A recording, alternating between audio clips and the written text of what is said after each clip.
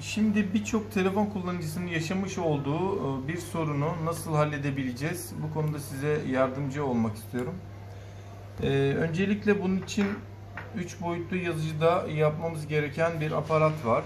Bu aparat sayesinde bunu elektrik süpürgesine takacağız ve elektrik süpürgesinin vakumunu kullanmış olacağız. Ve görmüş olduğunuz şu uç bölüme de şu anda elimde görmüş olduğunuz bir akvaryumculardan ya da böyle küçük su hortumu satan yerlerden temin edebilirsiniz bunu. Bunun iç çapı yaklaşık 4-5 milim, dış çapı ise 6-7 milim çapında şeffaf boru. Şimdi bunu 3 boyutlu yazıcıda önce çizeceğiz. 3 boyutlu yazıcıda çizdiğimizi basacağız. Daha sonra bunu bu makinede kullanacağız. Ben şu anda bunun çıktısını aldım ama bu süreci sizinle paylaşacağım. Evet, şimdi bu aparatımızın ucuna bunu taktık. Şu anda hazır. Bunu da makinemizin emiş hattı bölümüne takıyoruz ve bu bölümün çok sık olmasına gerek yok. Biraz bol olsun ki çok yüksek bir vakum istemiyoruz.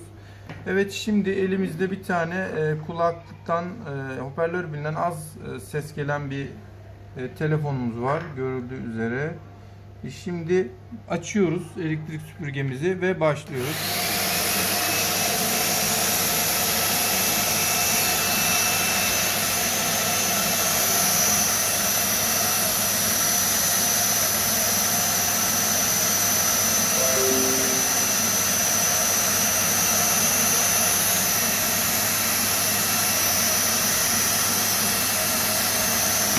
Şöyle gösteriyorum daha yakından görmeniz için.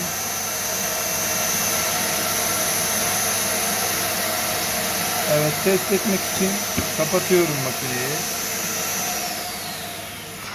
Bunun şöyle bir avantajı var. Bunu farklı şekilde çift taraflı bant ile ya da diş fırçasıyla bu şekilde halledilebiliyor. Ama genelde bunu uyguladığınızda, bastırdığınızda tozları oradaki deliklerden aşağı itiyorsunuz.